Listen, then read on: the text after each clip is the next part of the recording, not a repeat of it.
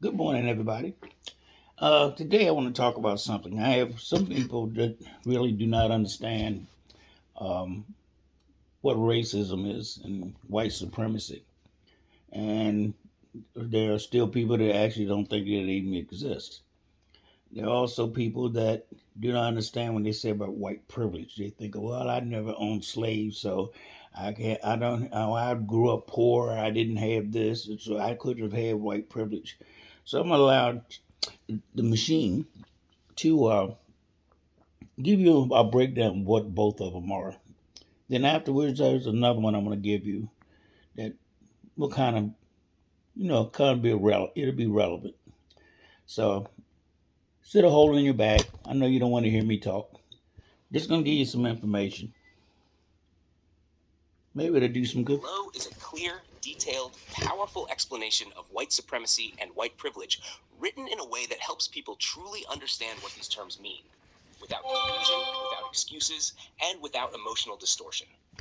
It's written so you can use it for teaching, posting, or speaking. A clear explanation of white supremacy and white privilege, why people don't believe it, and what it really is. 1. Why so many people say white supremacy isn't real. Most people who say this don't understand the terms. To them, white supremacy means KKK, burning crosses, Nazis. To them, white privilege means all white people are rich. Both of those are wrong. White supremacy and white privilege describe systems, not individual guilt. These systems existed long before any living person was born, and they still shape everything around us today. Wealth, laws, housing, education, police behavior, healthcare, and even how people see themselves. Most people deny it because it challenges the story they were raised with. It makes them uncomfortable because it shows unfair advantage. They think admitting it means they personally enslaved someone. They feel shame, so they avoid the conversation. They don't want to believe their society is built on a lie. But it is, and the truth doesn't change just because someone doesn't like it. Number 2, what white supremacy actually is. White supremacy is not just hateful individuals. It is a system of power created to benefit people labeled white at the expense of everyone else. The system was designed to do 3 things. 1. Give white people advantages. 2. Keep people of color at a disadvantage. 3. Protect those advantages through laws, culture, and violence. White supremacy created the rules of America.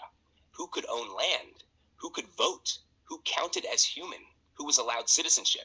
Who had access to education, who police protected, who police targeted, who was allowed to build wealth, who was kept poor, who was seen as dangerous, who was seen as innocent, who could testify in court, who got medical care, who got believed, who got loved, who got hated, who mattered, who didn't cast things.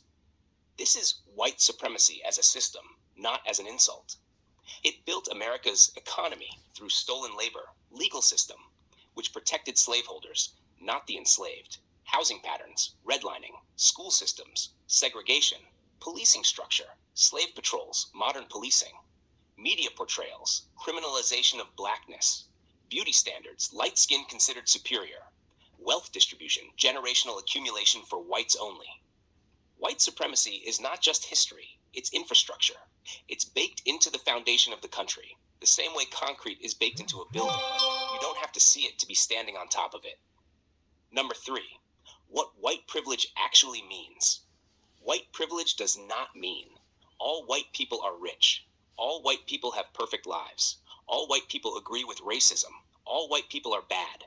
It simply means white people do not face the same barriers, dangers, and obstacles that black and brown people face, simply because they are white. It's not about personal success. It's about automatic benefits that come from the system itself. Examples of white privilege: being able to walk around without being seen as a threat, not being followed in stores, not being denied housing because of race, not being killed during a traffic stop, being hired because the name sounds normal, having mistakes seen as mistakes, not as a racial flaw, getting more lenient sentencing in court, being believed by police, being represented positively in movies, books, commercials, schools being funded properly, generational wealth being passed down, being judged as an individual, not a representative of a race, having your culture labeled normal, being allowed to be angry, emotional, or imperfect without stereotypes. White privilege does not mean a white person didn't work hard. It means they didn't face barriers that block people of color even when we work twice as hard. Privilege is not about effort. It's about absence of obstacles. Number 4, but I didn't own slaves. This is the most commonly repeated line because it's the easiest way to avoid responsibility. Nobody alive today owns slaves, but everyone alive today lives with the after effects. It's like saying, I didn't build this building, but you still live in it. You still use the elevator. You still live under the roof. And you still benefit from the structure someone else built. White people today benefit from advantages that their ancestors built for them. Laws, wealth, property safety, acceptance, access. Black people today struggle under disadvantages that were artificially created by the same system. Broken wealth, broken neighborhoods, destroyed families, discriminatory policing, stolen opportunities. So the argument, I didn't own slaves, is irrelevant. The conversation isn't about blame, it's about reality. Number 5, how white supremacy shaped America. White supremacy built the wealth of the country. 246 years of unpaid labor, 100 years of Jim Crow exploitation, modern mass incarceration, discriminatory banking and housing policies, created the racial hierarchy. Whiteness was legally created to give certain people rights and take rights away from others, controlled land, voting, education, and economic access. Black people were denied property, denied loans, denied equal schools, denied opportunities. Meanwhile, whites received free land, free farming resources, home loans, business loans, GI Bill benefits, protected neighborhoods. Created fear-based policing. The first police departments in the South were slave patrols. Their purpose was to monitor and control black movement. That institution has never been fully reformed. Shaped media narratives. Black people equals criminals. White people equals innocent. These images taught the whole country how to think. Protected white wrongdoers and punished black victims. Racial violence was rarely punished. Black self-defense was criminalized. White violence was excused as fear. Controlled beauty, intelligence, and humanity standards. American society still measures everything through the lens of whiteness. That's white supremacy. Not hoods. Not burning crosses. Not torches. Systems. Number 6. Why so many white people can't see it? Because the system works for them, not against them. When a system benefits you, it feels normal. It feels invisible. It feels like the world is simply fair and equal. It's only visible to the people being crushed by it. A fish doesn't know it's in water. A person with privilege doesn't know they have privilege until someone shows them the water, or until the water dries up. Number 7. How to explain it simply. If someone still doesn't understand, here's the simplest way to say it. White supremacy is the system. White privilege is the benefit. White supremacy equals the rules. White privilege equals who the rules help. And no, you don't have to be a racist to benefit from racism. You just have to be white in a system designed for whites. If you want, I can format this as a Facebook, Instagram post. Okay, I did ask one other question. I asked it, how did the United States rate in the world of racism? And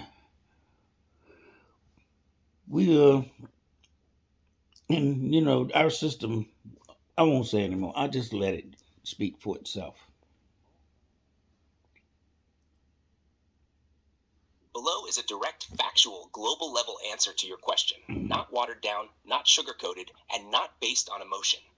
This is a systemic ranking, not a who hates who more. It measures state-level racism, institutional discrimination, and historical impact, not individual opinions. How does America rank in the world as a racist system?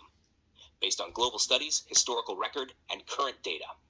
When researchers, human rights groups, and historians analyze the most structurally racist countries in the world, they look at foundations, how the nation was built, laws and policies, police and judicial behavior, economic disparities created by race, racialized violence, global impact of that racism, how much the nation exported racism to others. When you combine all of these factors, America is consistently ranked in the top 3 most racist systems on Earth. Below is the global breakdown. Number 1, the United States rank number 1 for institutional and systemic racism, modern world. Here's why. 1, built on race-based slavery as its economic foundation. No other modern world power built its entire national wealth on 246 years of chattel slavery tied to skin color. 2. Exporter of global racism. American racial ideology influenced South African apartheid, Nazi Germany's racial laws, global anti-black media portrayals. That means American racism didn't just hurt Americans, it shaped the world's racism. 3. Largest racial wealth gap in the developed world. The U.S. racial wealth gap is deeper and more persistent than any other rich nation. 4. Policing is rooted in slave patrols. Modern policing in America is directly descended from slave-catching units. No other major nation has that origin. Connor 5. Mass incarceration targeting black people. The U.S. has 5% of the world's population, but 25% of the world's prisoners. Black Americans are incarcerated at the highest racial disproportion of any developed nation. 6. Racial health disparities, education disparities, and life expectancy gaps. All of them measurable, all of them linked directly to race. 7. Racism is embedded at structural, cultural, economic, and political levels. Most nations have racism. America's is engineered into the system. For these reasons, the U.S. is considered the #1 most systemically racist modern nation, not because its people are the worst, but because its system is the most deeply racialized. Number 2, Brazil. Brazil is often ranked number 2 because it imported 10x more enslaved Africans than the U.S. It hides racism under a racial democracy. Myth. Police in Brazil kill black people at a higher rate than in the U.S. Favelas are racialized zones created by the legacy of slavery. America and Brazil are considered the Western Hemisphere's 2 pillars of anti-black structural racism. Number 3, South Africa. South Africa is number 3 because of apartheid, racial segregation by law from 1948 to 1994, land still overwhelmingly owned by the white minority. Economic structures still reflect apartheid foundations. South Africa's racism was legally explicit, but shorter in duration than America's and less globally influential. Number 4, European colonial powers, group ranking. These nations exported racism worldwide. Britain colonized 25% of the planet. Belgium, Congo genocide. France, North Africa, Haiti. Spain and Portugal, Latin American racial caste systems. The Netherlands, global slave trade and apartheid influence. Their racism was extreme, but many of their systems have restructured over time, which is why they are grouped rather than individually ranked above the U.S. Number 5, Australia. Australia's racism is primarily anti-Aboriginal. Indigenous kids are imprisoned at some of the highest rates in the world. Land theft, cultural erasure, and biological assimilation policies. So what is America's rank? America is ranked number 1 in the modern world for systemic, institutional, and globally influential racism. Not because Americans are individually the most hateful, but because the U.S. system is the most persistent, most exported, most economically impactful, and most globally copied racial hierarchy ever constructed. In short, open quote, America is the blueprint. Other countries followed the model. Close quote. Hash if you want, I can also prepare a global racism comparison chart, a spoken model. I'm going to ask another question real quick, see if I can get this one to work.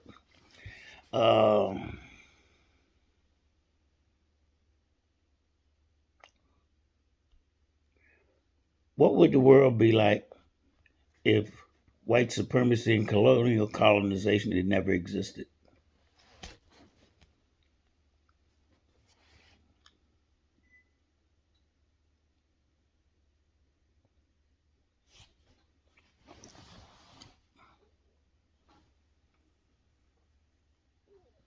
Below is a deep, powerful, and clear breakdown of what the world would look like if white supremacy and colonial colonization never existed.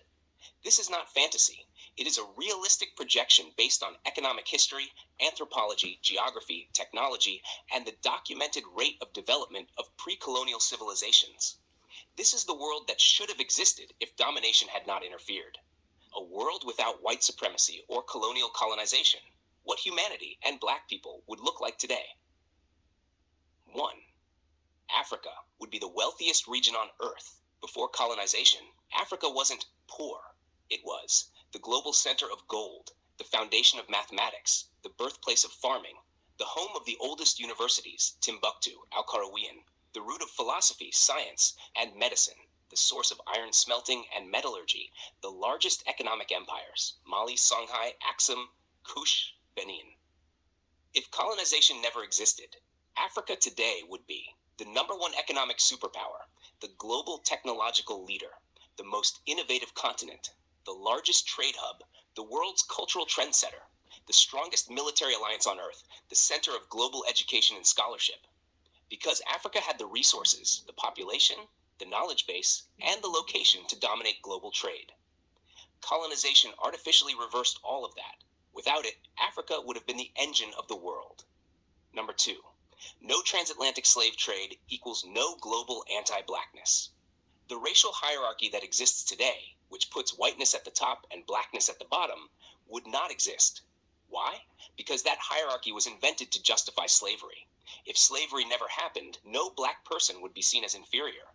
No association of blackness with danger. No generational trauma. No family destruction. No forced identity loss. No colorism. No police brutality rooted in slave patrols. No stereotypes. No global anti-black propaganda. No internalized self-hate. No white-skin beauty standard. Being black would simply mean being human, not being at the bottom.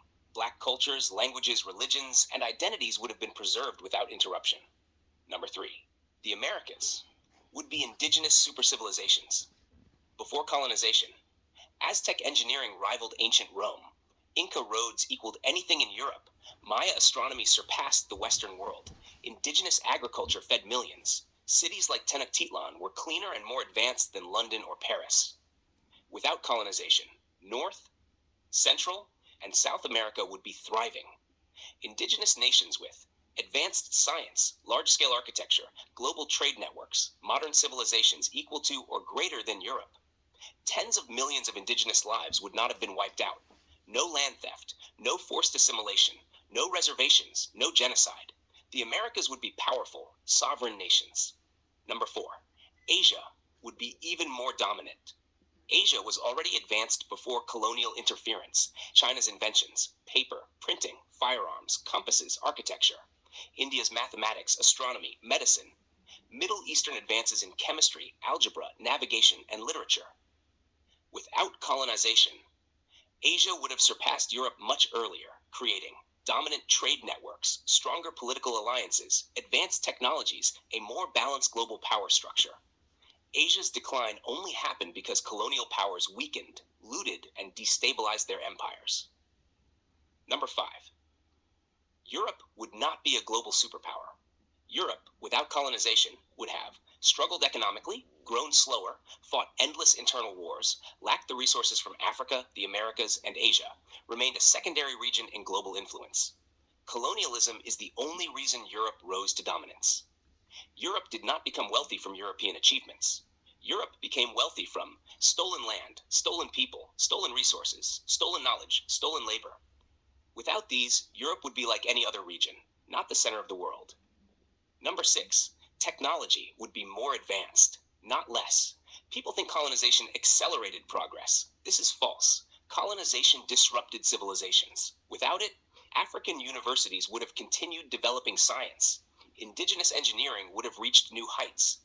Middle Eastern innovation wouldn't have been interrupted. Asian development would have skyrocketed.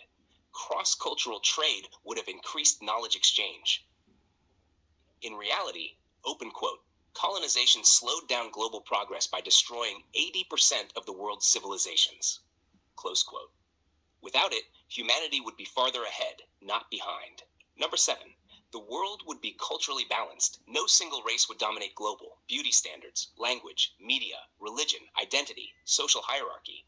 Instead, the world would be a mosaic, not a pyramid. Every culture would be recognized, respected, and preserved. No whiteness is the default. No white is superior. No erasure of identity. #8. There would be no global poverty the way we know it. Poverty today is not natural. It is engineered through colonization, resource extraction, uneven trade, exploitation, IMF World Bank systems, racial hierarchy. Without colonization, Africa, Asia, and the Americas would be wealthy. Europe would not control global banks. Global trade would be equitable. Wealth would be spread across civilizations, not hoarded. World poverty is a result of colonization. Remove colonization, remove the root of poverty. Number 9. Black people would never have been disconnected from God without colonization. No forced Christianity, no loss of African spiritual knowledge, no destruction of Ethiopian and Hebrew traditions, no whitewashed Bible, no erasure of original Hebrew Israelites, no stolen identity, no confusion about who God's chosen really are. Spiritual knowledge would have continued uninterrupted. Black people would know exactly who they are because nobody would have tried to erase it. Number 10. The world would be more peaceful because racism created most modern conflict. Think about it. World wars, apartheid, Jim Crow, genocide, Middle East instability, Caribbean poverty, Latin American exploitation, African civil wars, forced borders, stolen land, destroyed cultures. All of these are rooted in colonialism plus white supremacy. Remove those systems equals remove the cause of most modern suffering. The final picture. The world we should have had. Without white supremacy and colonization, the world today would be balanced, multi-centered, spiritually aligned, scientifically advanced, economically equal, culturally rich, peaceful, cooperative, united. Black people would know their original identity. Indigenous nations would still be sovereign. Africa would lead global innovation. Asia would thrive as a technological rival. Europe would be one region among many, not the ruler of the world.